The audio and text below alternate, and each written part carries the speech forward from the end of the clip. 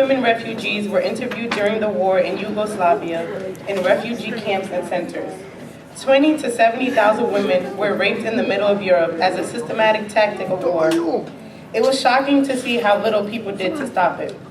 But then again, in the United States each year, about 200,000 women are raped, which is another kind of war. This monologue is based on one woman's story. We do it tonight for that woman and the extraordinary women of Bosnia and Kosovo.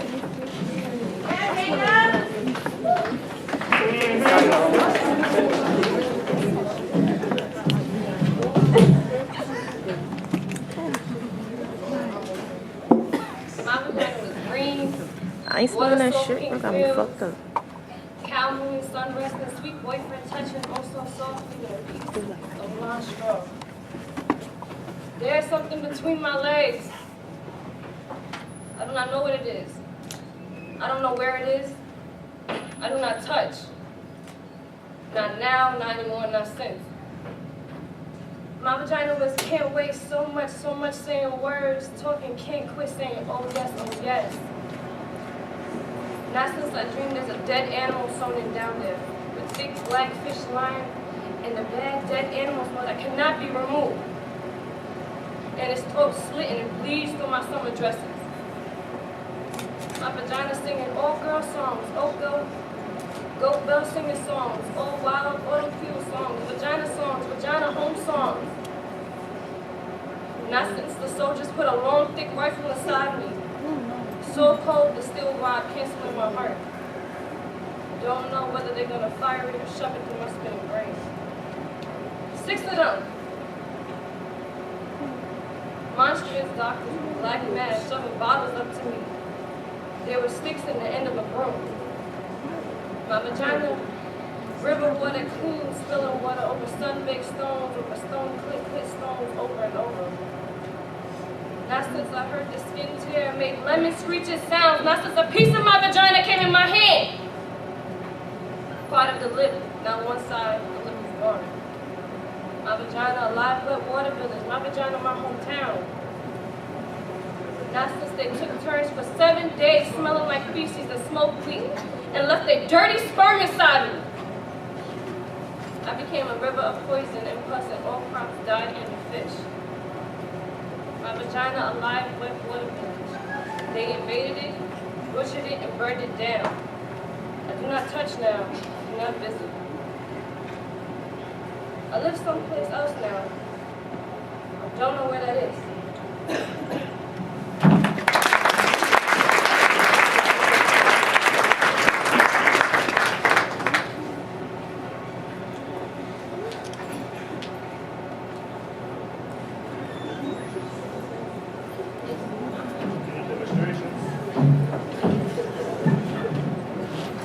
In hundreds of interviews with homeless women over the course of 13 years, only one woman was not sexually abused as a little girl or raped as a young woman.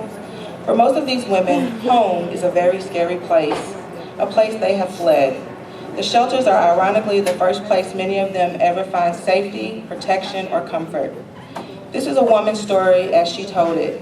What isn't in the story is the fact that this woman met another woman in the shelter and they fell in love. And through their love, they both got out of the shelter system.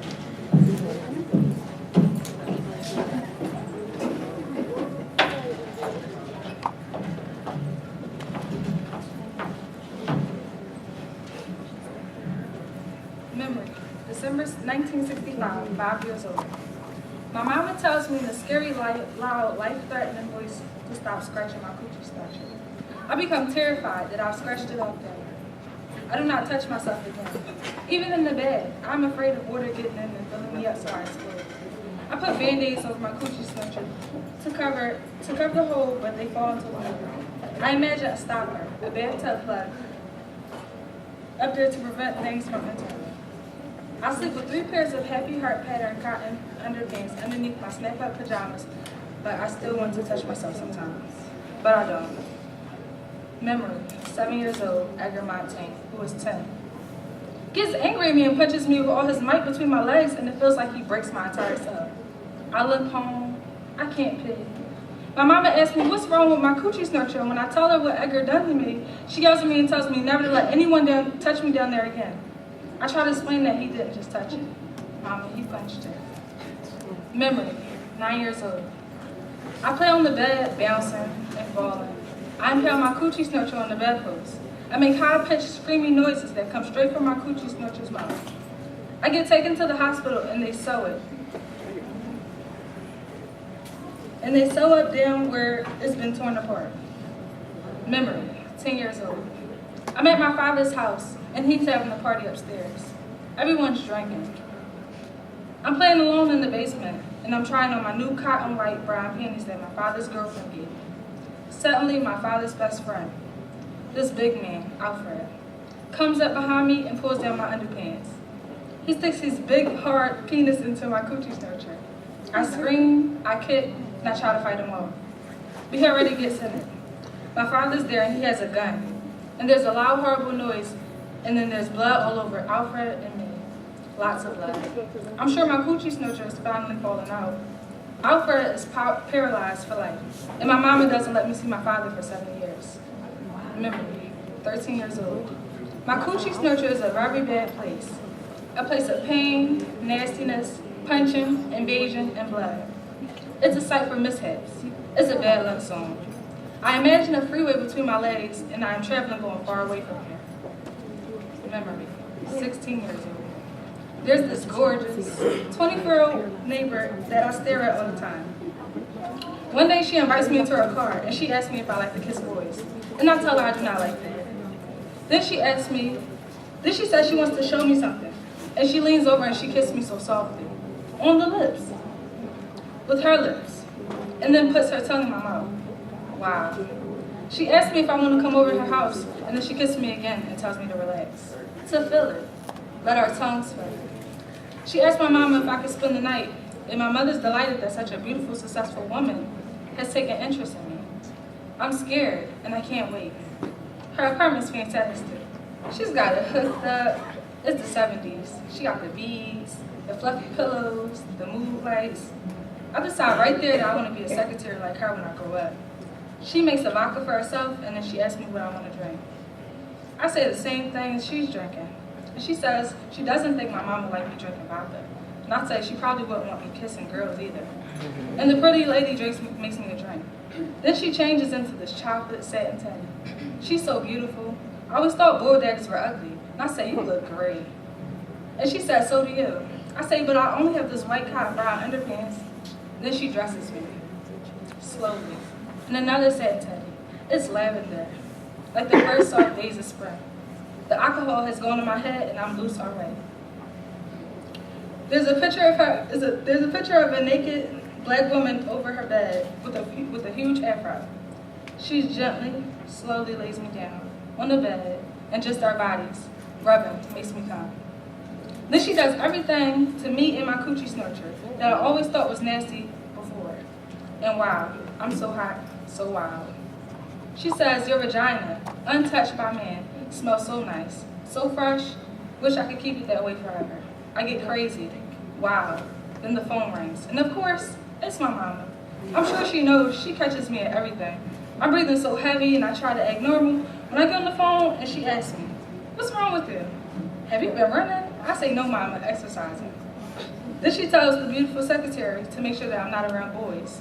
And the lady tells her, trust me, there's no boys around here. Afterwards, the gorgeous lady teaches me everything about my coochie snorcher, and she makes me play with myself in front of her, and she teaches me all the different ways to give myself pleasure. She's very thorough. She tells me to always know how to give myself pleasure, so I'll never need to rely on a man. In the morning, I am worried that I've become a butch, because I'm so in love with her. She laughs, but I never see her again. I realize later that she was my surprising, unexpected, and politically incorrect salvation. She transformed my sorry ass coochie snorcher and raised it to a kind of heaven.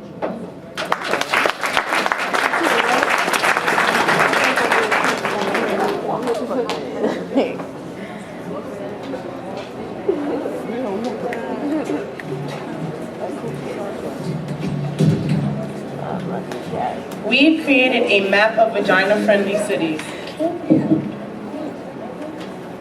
Welcome, Penn State Schuylkill. They are wild for vaginas in Pittsburgh.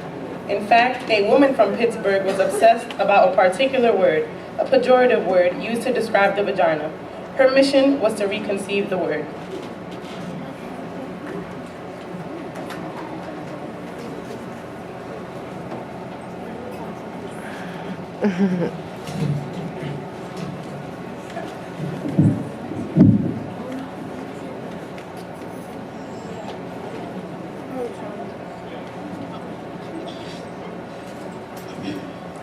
I call it cunt. I reclaimed it. Cunt. I really like it. Cunt. Just listen to it. Cunt. Karen, cackle, click, cute. Come close. See. Closed inside. Then you. Then cool. Then curvy, inviting, shark-skinned you. Uniform, under, up, urge, you. Then cunt. Snudge letters fitting perfectly together, and nesting now.